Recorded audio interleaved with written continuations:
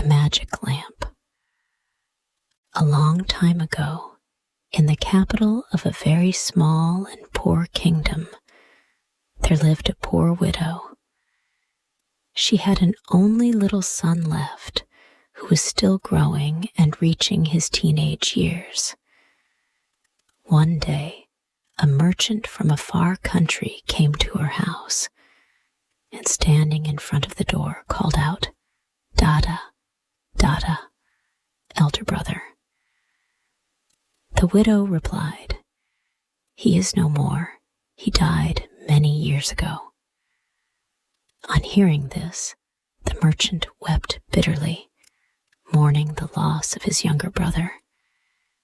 He remained some days in his sister-in-law's house, at the end of which he said to her, "This lad and I will go in quest of the golden flowers. Prepare food for our journey." Early next morning, they set out, taking provisions with them for the way. After they had gone a considerable distance, the boy, being fatigued, said, "Oh, Uncle, I can go no further." The merchant scolded him and walked along as fast as he could. After some time, the boy again said, "I am so tired I can go no further." His uncle turned back and beat him, and he, nerved by fear, walked rapidly along the road.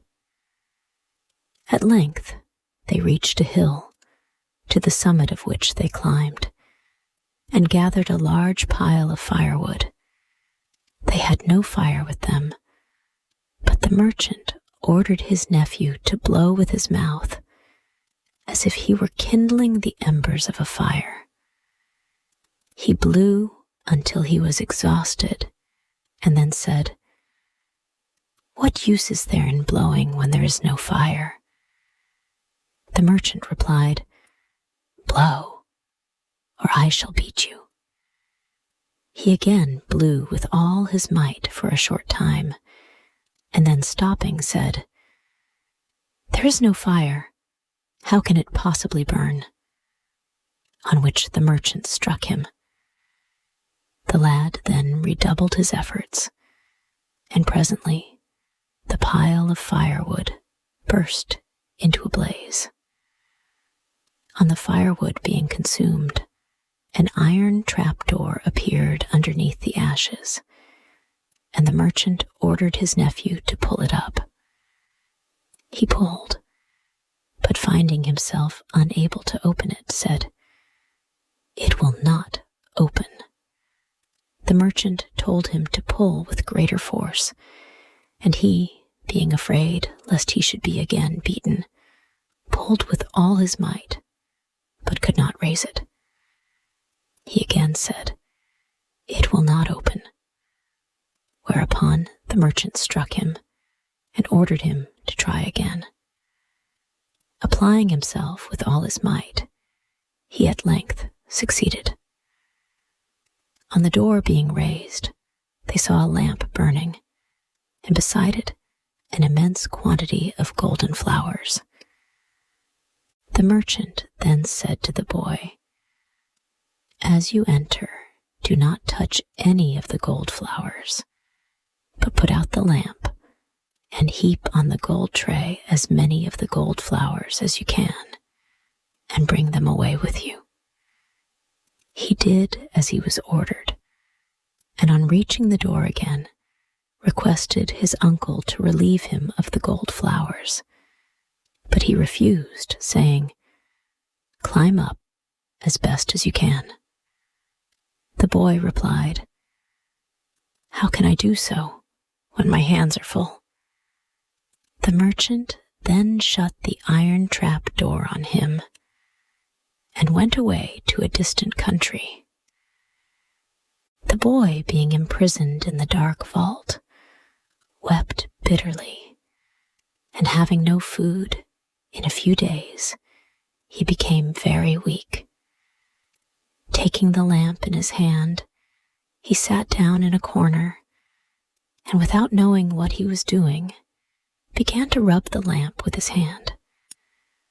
A ring, which he wore on his finger, came into contact with the lamp, and immediately a fairy issued from it and asked, "What is it you want with me?" He replied, "Open the door and let me out." The fairy opened the door, and the boy went home, taking the lamp with him.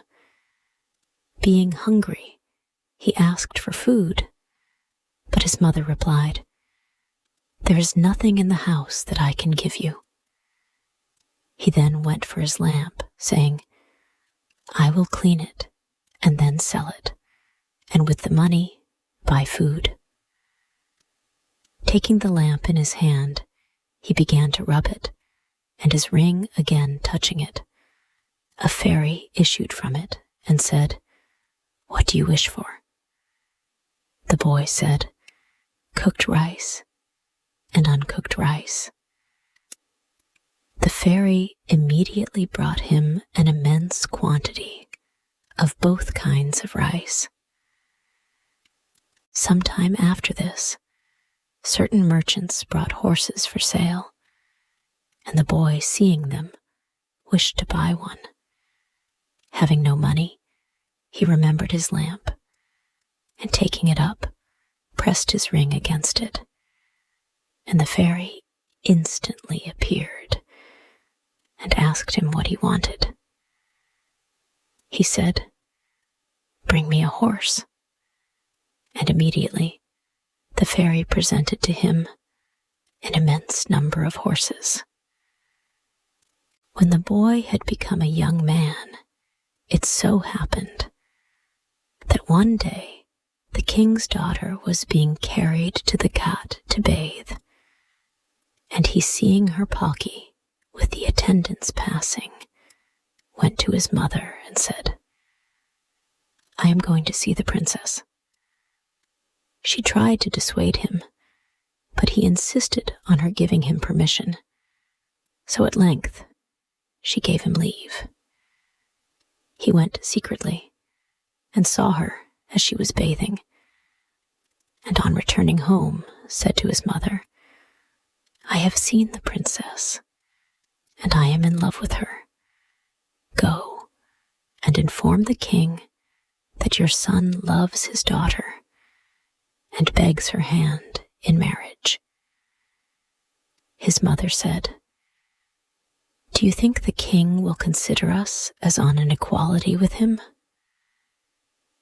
He would not, however, be gainsaid, but kept urging her daily to carry his message to the king, until she, being wearied with his importunity, went to the palace, and being admitted to an audience, informed the king that her son was enamored of the princess, his daughter, and begged that she might be given to him in marriage. The king made answer that on her son giving him a large sum of money which he named, and which would have been beyond the means of the king himself, he would be prepared to give his daughter in marriage to her son. The young man had recourse to his lamp and ring, and the fairy supplied him with a much larger sum of money than the king had demanded. He took it all and gave it to the king, who was astonished beyond measure at the sight of such immense wealth. After a reasonable time, the old mother was sent to the king to request him to fulfill his promise, but he, being reluctant to see his daughter united to one so much her inferior in station, in hope of being relieved from the obligation to fulfill his promise, demanded that a palace suited to her rank and station in life be prepared for her, after which he would no longer delay the nuptials. The would-be bridegroom applied to his never-failing friends, his lamp and ring, and on the fairy appearing, begged him to build a large castle in one night, and to furnish and adorn it as befitted the residence of a king's daughter. The fairy complied with the request, and the whole city was amazed next morning at the sight of a lordly castle where the evening before there had not been even a hut. The Duan tried to dissuade the king, but without effect, and in due time the marriage was celebrated amid great rejoicings. On a certain day, some time after the marriage, the king and his son-in-law went to the forest to hunt. During their absence, the merchant to whom reference has already been made arrived at the castle gate, bearing in his hand a new lamp, which he offered in exchange to the princess for any old lamp she might possess. She thought it a good opportunity to obtain a new lamp in place of her husband's old one, and without knowing what she did, gave the magic lamp to the merchant and received a new one in return. The merchant rubbed his ring on the magic lamp, and the fairy obeyed the summons and desired to know what he wanted. He said, "Convey the castle as it stands with the princess in it to my own country." And instantly his wish was gratified. When the king and his son-in-law returned from the chase, they were surprised and alarmed to find that the palace with its fair occupant had vanished and had not left a trace behind. The Duan reminded his master that he had tried to dissuade him from rashly giving his daughter in marriage to an unknown person, and had foretold that some calamity was sure to follow. The king, being grieved and angry at the loss of his daughter, sent for her husband and said to him, "I give you 13 days during which to find my daughter. If you fail, on the morning of the 14th, I shall surely cause you to be executed." The 13th day arrived, and although her husband had sought her everywhere, the princess had not been found. Her unhappy husband resigned himself to his fate, saying, "I shall go and rest. Tomorrow morning I shall be killed." So he climbed to the top of a high hill and lay down to sleep upon a rock. At noon, he accidentally rubbed his finger ring upon the rock on which he lay, and a fairy issued from it, and awaking him, demanded what he wanted. In reply, he said, "I have lost my wife and my palace. If you know where they are, take me to them." The fairy immediately transported him to the gate of his castle in the merchant's country, and then left him to his own devices. Assuming the form of a dog, he entered the palace, and the princess at once recognized him.